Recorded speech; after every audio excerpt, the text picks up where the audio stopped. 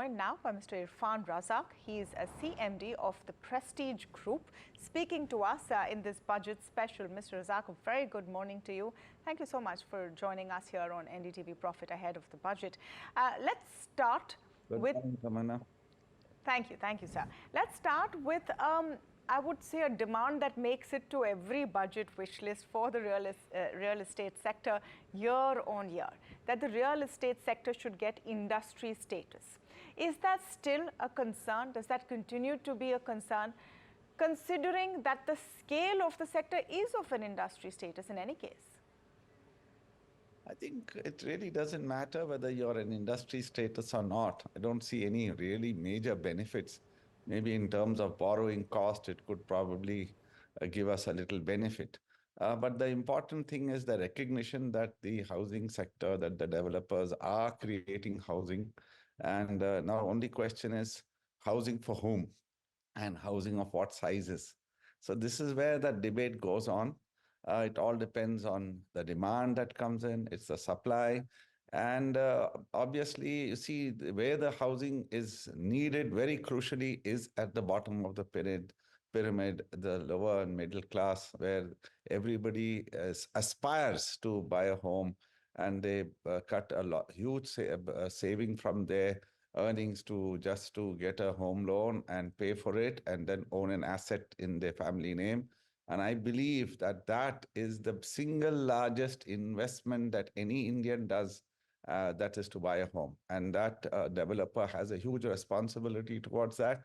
And I think the only way we can make homes sort of affordable is, you see, because you've got fixed costs like land, fixed costs like the material costs, and all overheads, everything else is there, which really you can't tamper with, because labor also is expensive. But the important thing is, if we can give some incentive to developers to make smaller homes, like in the past we had something called 80IB exemption in the income tax that encouraged developers to make smaller homes and get tax rebates. Similarly, there's one demand, but of course it's nothing to do with this budget, it's on GST.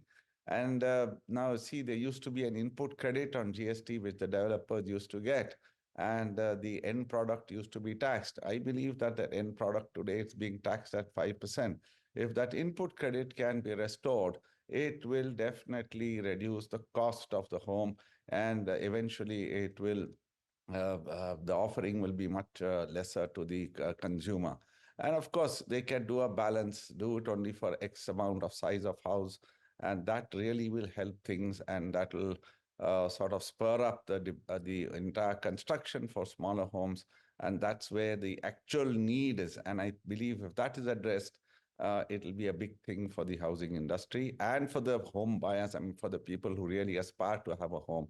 And it will definitely fructify the dream of housing for all, which is our dear Prime Minister's vision and mission, and I think that should get done.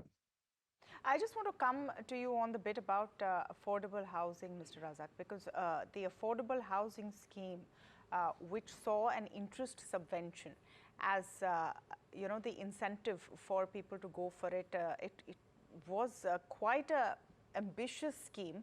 But if you look at how things have played out on ground in terms of where the sales are coming in, where the demand is coming in, it's not necessarily in the affordable housing segment. You've seen the luxury segment and the more premium segments firing up.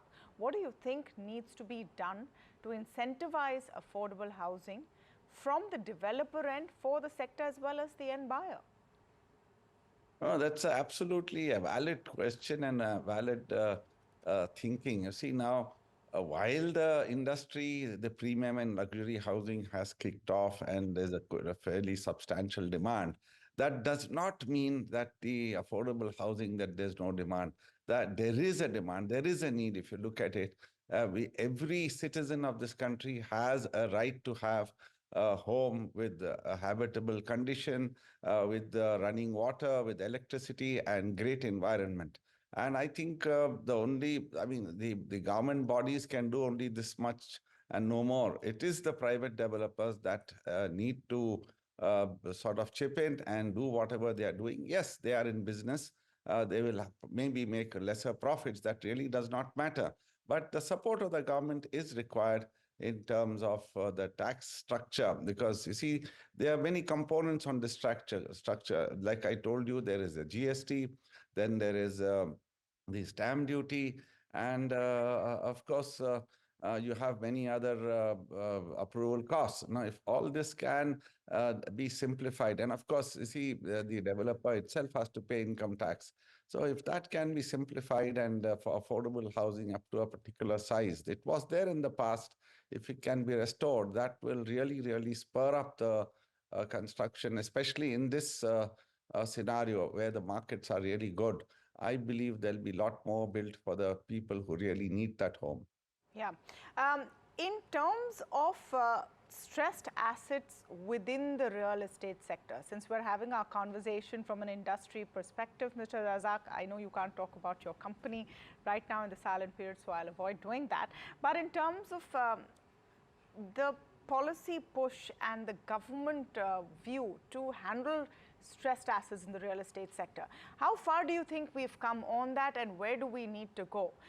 Because the whole host of half-built homes and stranded customers has eased. Maybe there's hope for future projects, but what about what is stagnant in the system? I think it's an ongoing process. There's no solution or one-time solution for this. And currently, the stressed assets are getting, in fact, there is consolidation in the industry. Many developers who had started somewhere and could not continue are now looking at other developers to help them to get them out. And the policy itself is pretty good. You see, you have this scheme by SBI for stressed assets, for where projects are stuck. And I think they are getting funding, the developers who want to sincerely finish those projects. So I think basically it has to be, there has to be sincerity.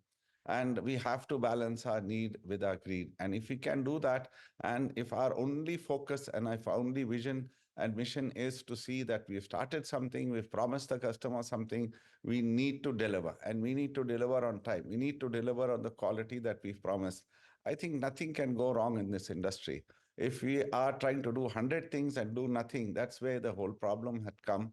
But people have learned. I think people have understood that this is not an easy game. This is not something that's going to, it's not a short-term business. It is a long-term business, and you have to have consistency. Once there is consistency, once there is focus, I believe that the real estate industry will continue to do well. You know, you're right.